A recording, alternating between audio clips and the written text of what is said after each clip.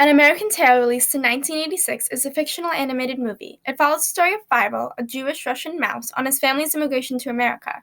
While it takes place in a fictional universe, the premise of the film is based firmly in reality, and the movie does an incredible job depicting the lives and struggles of many Ashkenazi Jewish immigrants through symbolism and storytelling. Ashkenazi Jewish immigrants' journey to America in the late 1800s and early 1900s in search of a better, safer life resulted in one of the first mass immigrations to the United States, drastically changed the population and culture of New York, and shaped the immigration laws of our country.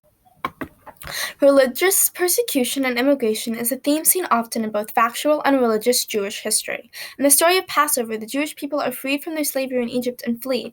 Both in the holidays, Hanukkah and Purim, stories of scapegoating and religious persecution are told. In recorded history, these same themes can also be found. According to the Avo Encyclopedia, Jews were often seen as religious, social, and ethnic others, which made them convenient targets for violence during periods of political and social upheaval. This separated them from the general country. It was often a different thing to be a Russian Jew and Russian in general.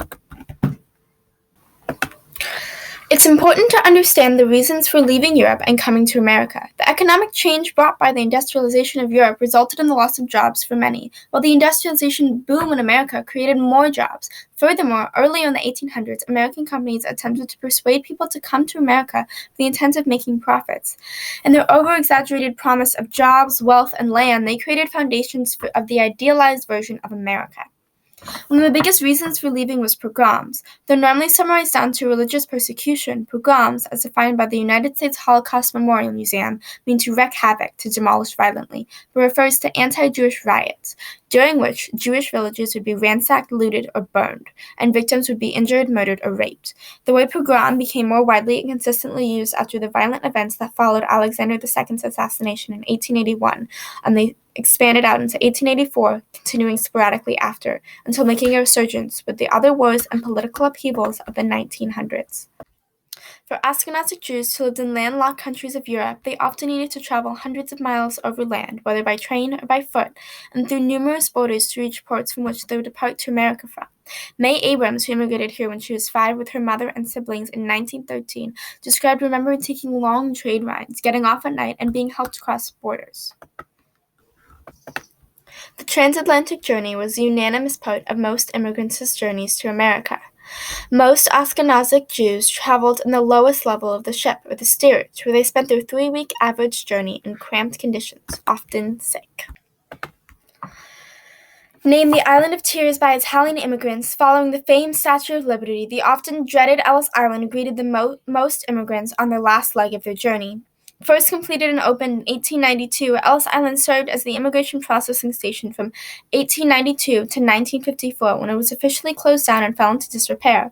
It was reconstructed after the entire wooden structure burnt down on June 15, 1897, to the Ellis Island we know today. Unlike its predecessor, Castle Garden, Ellis Island had stricter processing systems, and during its time, increasingly stricter immigration laws were put into place. Starting with the Page Act of 1875, restrictions and requirements for immigrants became stricter and more extensive. Upon arriving in America, steerage passengers would need to go through numerous levels of inspection.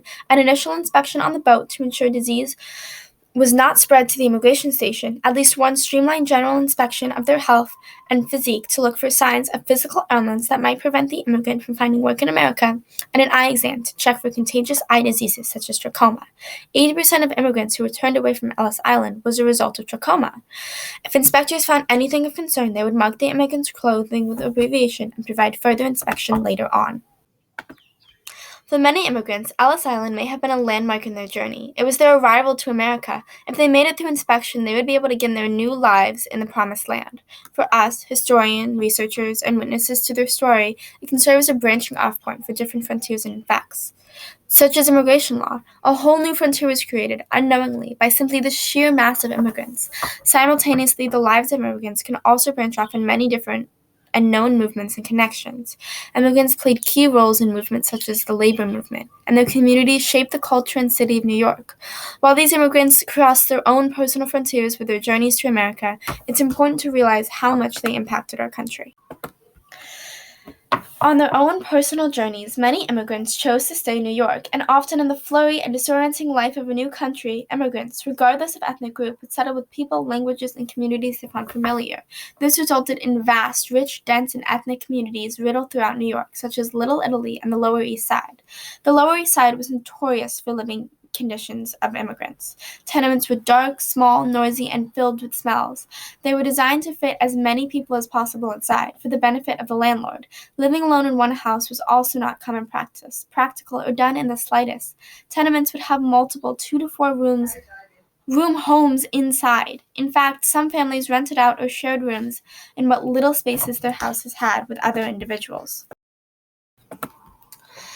Despite the joy many immigrants had from the new country, they felt ashamed to not be American-born and felt their press should become Americanized very quickly. Names, for example, would often be changed to their English translations, as described by May Abrams in her interview. Poor working conditions were another large proponent of immigrants' new lives in America. Because of job competition, immigrants had to settle for more unconventional, low-paying jobs, often being exploited and made to work long hours with low pay and unsafe conditions out of necessity. According to one survey taken in the 1890s, the average work week in textile shops was 84 hours, 12 hours for every day of the week. The tragedy of the Triangle Shirtwaist Factory is one of the most well-known incidents of poor working conditions. On March 25, 1911, a fire broke out in the 9-story tall Triangle Shirtwaist Factory. Trapped behind the locked doors of the factory and the crumpled fire escape, the workers had no escape. Some, in a panic, jumped out of the window to their deaths. Others attempted to escape via the elevator cables, and others still perished in the fire. In total, 146 workers were killed in the disaster. As described by OSHA, the public outcry over what was clearly a preventable tragedy brought a renewed sense of urgency to the labor movement and to other groups working to improve immigrants' and women's rights in the workplace. The labor movement was a long-standing fight for workers' rights. It was made up of workers, many of whom were immigrants and women, fighting for the basic workers' rights: proper wages, better working hours, and safer working conditions. Many immigrants came to America with the promise of it being a perfect country, yet it was them who were to work to build a better life here. As the heart and body of the labor movement, they fought to improve the lives of themselves and others. Because of the labor movement, we now have the many laws and systems that are in place today, such as child labor laws and safety regulations. It resulted in acts such as the National Labor Relations Act, which protects workers' rights to unionize. Another example of indirect effects of the mass immigration is the aforementioned immigration law itself. Difference of opinions and stances on immigration law emerged with the influx of arrivals, resulting in constant changes to immigration law.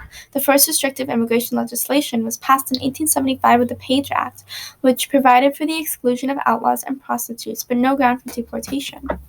Immigration law continued to be expanded, repealed, and established. It affected immigration and was affected by immigration, and currently plays a significant role in both our country and the lives and journeys of immigrants today. America is known for many things: the land of the free, a place of wealth and opportunity, and a country of immigrants. Ever since the first European settlers, America has been populated by immigration. Ashkenazi Jewish immigrants were one of those groups who came seeking the American dream. They traveled hundreds of miles across the Atlantic Ocean in their journeys as part of one of the first mass immigrations to the United States. Ashkenazi Jewish immigrants' journeys to America in the late 1800s and early 1900s in search for a better, safer life resulted in one of the first mass immigrations to the United States, drastically changed the population and culture of New York, and shaped the immigration laws of our country. They crossed their own frontiers, seeking the safety, wealth, and freedom that was said to lie behind the golden gates of America. Engraved into the pedestal of the Statue of Liberty is the New Colossus, written by Emma Lazarus. Its famous last lines read, "Give me your tired, your poor, your huddled masses yearning to breathe free, the wretched refused of your teeming shores. Send these, the homeless, tempest-tossed to me. I lift my lamp beside the golden door."